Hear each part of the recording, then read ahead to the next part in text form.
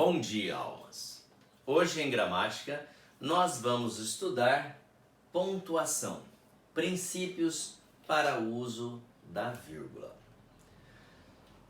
Nós sabemos que a vírgula é um indicador de uma pausa sutil, leve nos enunciados, né? Agora, nem sempre nós vamos usar a vírgula e outras vezes nós precisamos usá-las. Então nós vamos aqui elucidar alguns pormenores e exemplos do uso dessa pausa, desse indicador de pausa, desse princípio, né?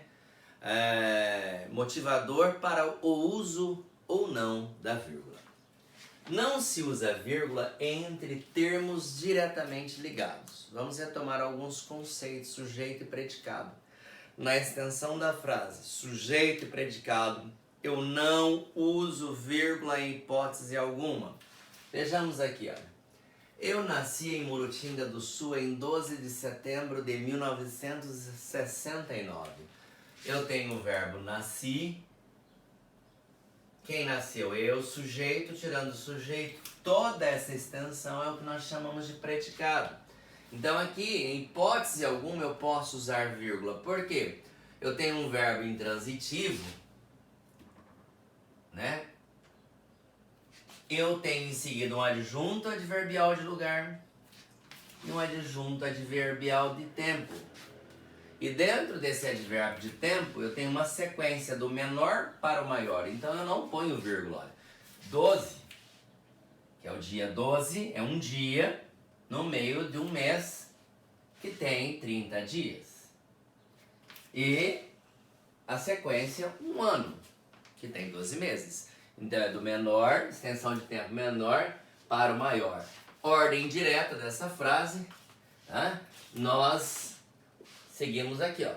Não há vírgula, não se usa vírgula entre termos diretamente ligados. Ou seja, sujeito e predicado, eu não ponho vírgula. Usa-se a vírgula para demarcar deslocamentos no período, sobretudo intercalações ou inversões. Vejamos aqui, ó. Brasil pode perder neste ano. Estou intercalando um advérbio de tempo, né? Ele saiu de um lugar, eu intercalei, eu mexi com a organização da frase. Milhares de vagas formais. Eu poderia falar assim, ó. Brasil pode perder milhares de vagas formais neste ano. Não haveria vírgula. Como eu tirei o advérbio de tempo daqui e intercalei, né? Eu fiz o deslocamento, coloquei ele no meio, intercalei, ele vem entre vírgulas, né? Então, Brasil pode perder neste ano milhares de vagas formais. Bom, usa-se a vírgula para isolar expressões explicativas, vocativo e termos enumerados ou enumerativos. Por exemplo, vamos falar do vocativo. Se eu disser assim: João, faça-me um favor, vem aqui. Olha, João, estou usando o termo João para indicar chamamento. Então, João, vírgula, faça-me o favor, vem aqui.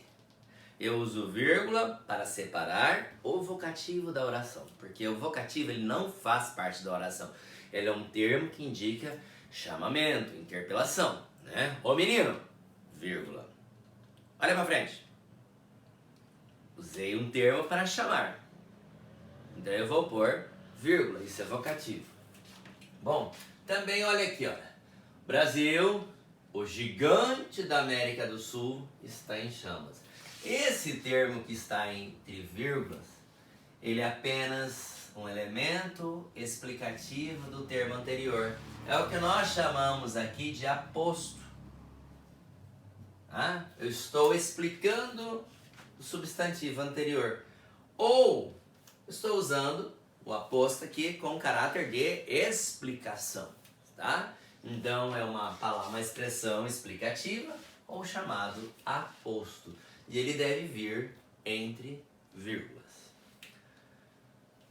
Nesse caso, Excelentíssimo Senhor, o Brasil é o maior produtor de alimentos. Olha, excelentíssimo Senhor, eu estou usando um termo para chamar alguém. Excelentíssimo Senhor. Me identifiquei com alguém.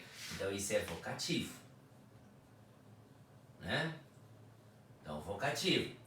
Eu vou pôr vírgula depois do vocativo. Eu poderia usar vocativo no fim e colocar uma vírgula antes. Poderia usar vocativo no meio e colocá-lo entre vírgulas. Não importa onde o vocativo estiver. Ele vai ter uma vírgula após ele, ou antes dele, ou ele virá entre vírgulas. E o vocativo não faz parte da oração porque é um termo que indica interpelação, chamamento. Tá? Então aqui nós temos a presença da vírgula para separar o vocativo. Na anterior, apostos, né? Aposto, termo explicativo. Essa daqui, ó. O Brasil produz muitos alimentos. Agora eu estou explicando quais são os alimentos que o Brasil produz. E eu usei 2 pontos para fazer o aposto, ou a elucidação dos termos explicativos. Mas após cada um, eu tenho vírgula. Então isso daqui nós chamamos de aposto enumerativo.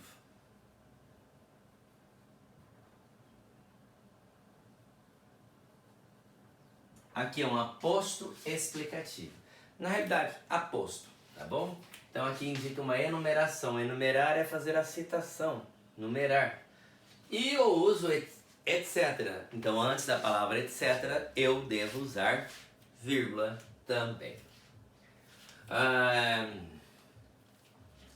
Agora nós temos aqui, usa-se a vírgula para indicar elipse de uma forma verbal. O que é elipse? A elipse é a supressão, é a subtração de um verbo já dito anteriormente, mas que você deva utilizá-lo e não quer repetir. Vejamos, olha.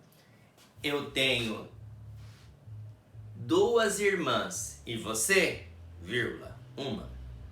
Entendeu?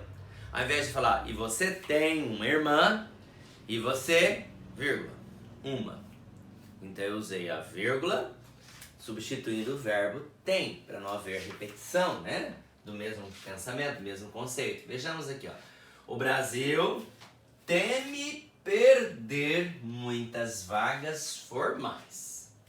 As empresas, vírgula, perder o lucro. Então estou substituindo, né? Estou suprimindo, a vírgula ela entra nessa supressão do verbo temem. As empresas temem perder. Para não haver a repetição, né? Então eu ponho a vírgula. Isso daqui é que nós chamamos de elipse.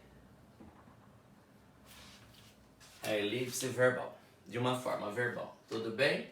E o sentido se mantém, então nós usamos a vírgula para fazer essa elucidação.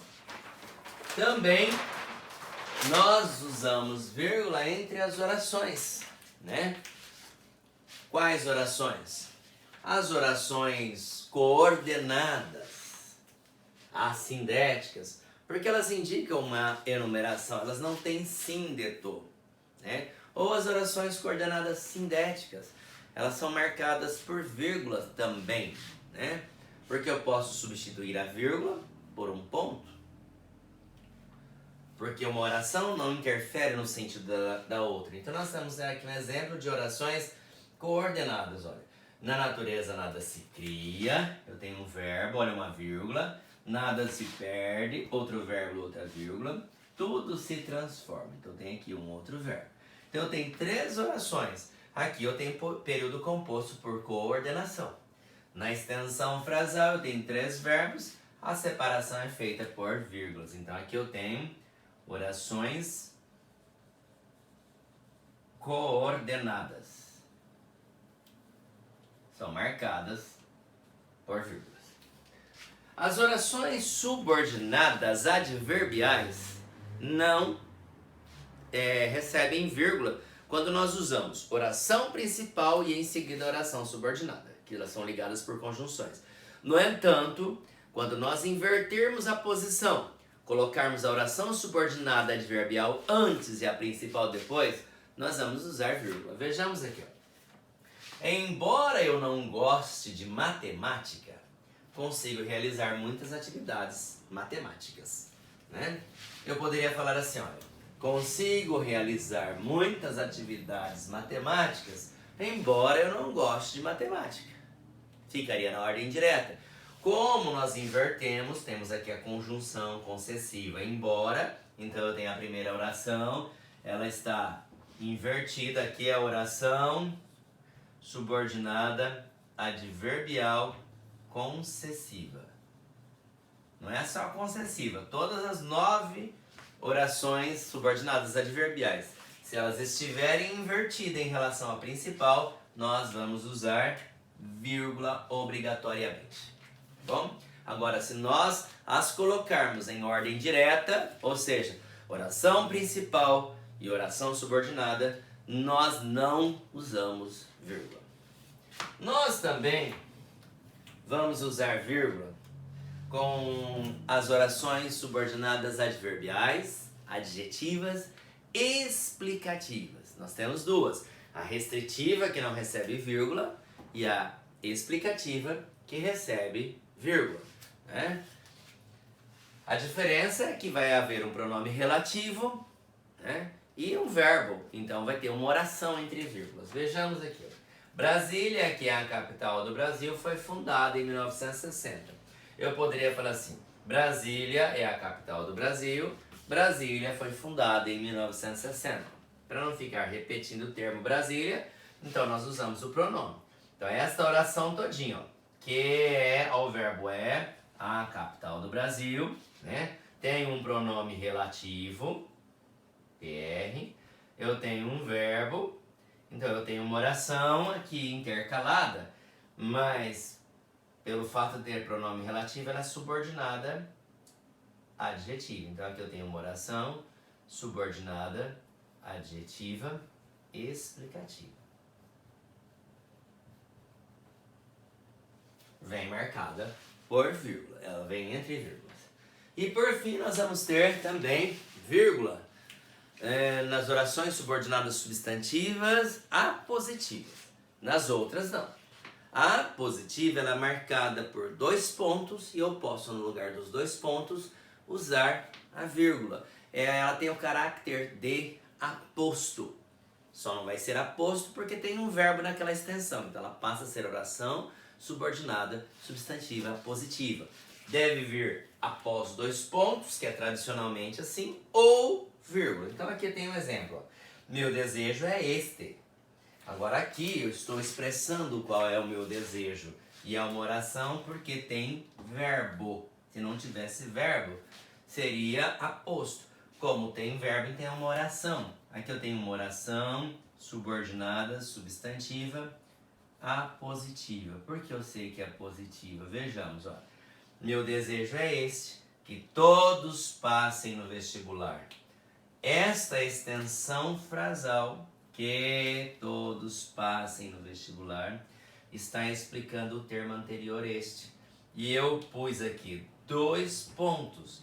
E eu também, no lugar desses 2 pontos, eu posso tirar por uma vírgula.